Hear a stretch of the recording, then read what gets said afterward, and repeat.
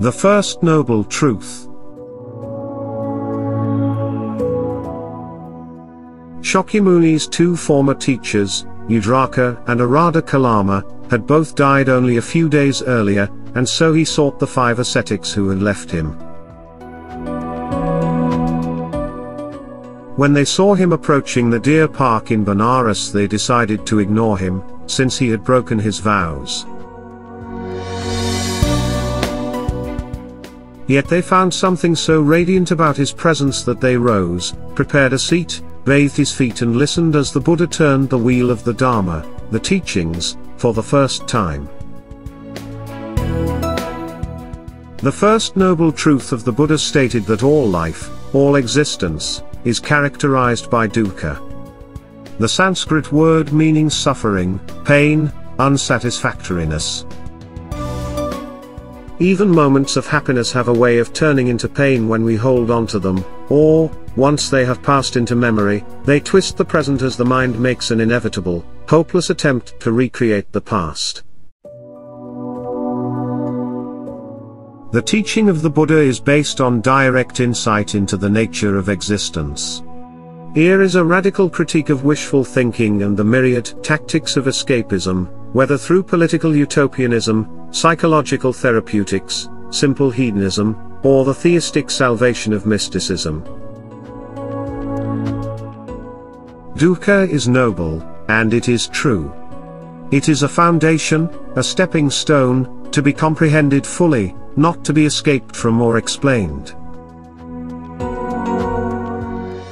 The experience of dukkha, of the working of one's mind, leads to the second noble truth, the origin of suffering, traditionally described as craving, thirsting for pleasure, but also and more fundamentally a thirst for continued existence, as well as non-existence.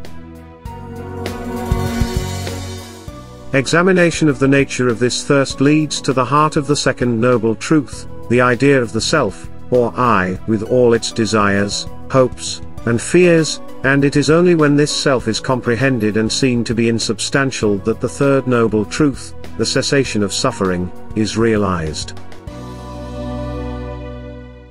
The 5 ascetics who listened to the Buddha's first discourse in the deer park became the nucleus of a community, a sangha, of men, women were to enter later, who followed the way the Buddha had described in his fourth noble truth, the Noble Eightfold Path.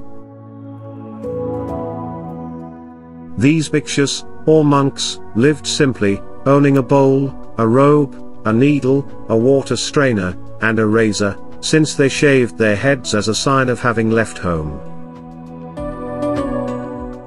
They traveled around northeastern India, practicing meditation alone or in small groups, begging for their meals.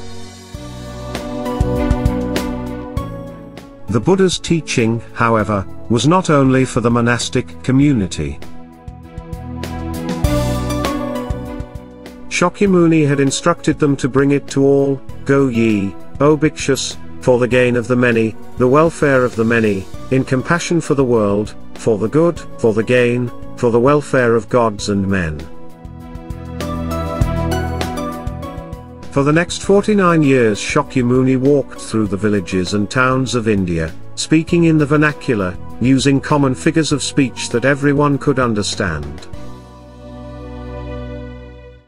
He taught a villager to practice mindfulness while drawing water from a well, and when a distraught mother asked him to heal the dead child she carried in her arms, he did not perform a miracle, but instead instructed her to bring him a mustard seed from a house where no one had ever died.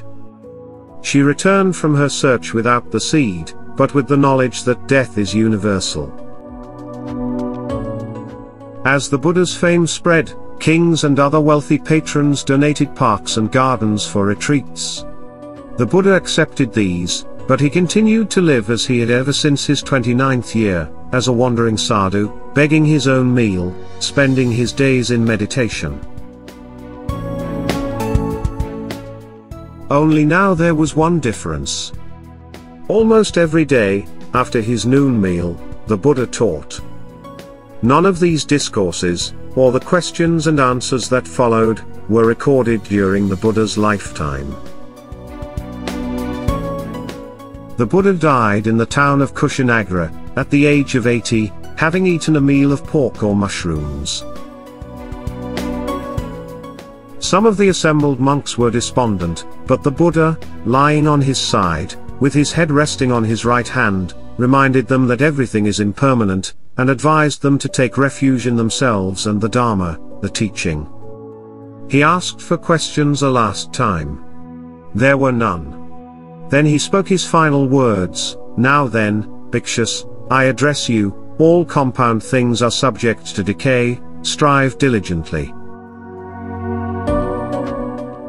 The first rainy season after the Buddha's paranirvana, it is said that 500 elders gathered at a mountain cave near Rajagriha, where they held the first council.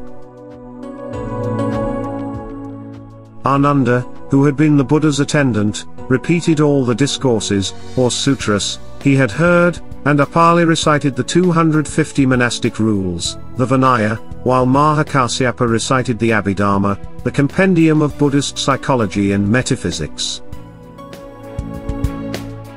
These three collections, which were written on palm leaves a few centuries later and known as the Tripitaka, literally three baskets, became the basis for all subsequent versions of the Buddhist canon.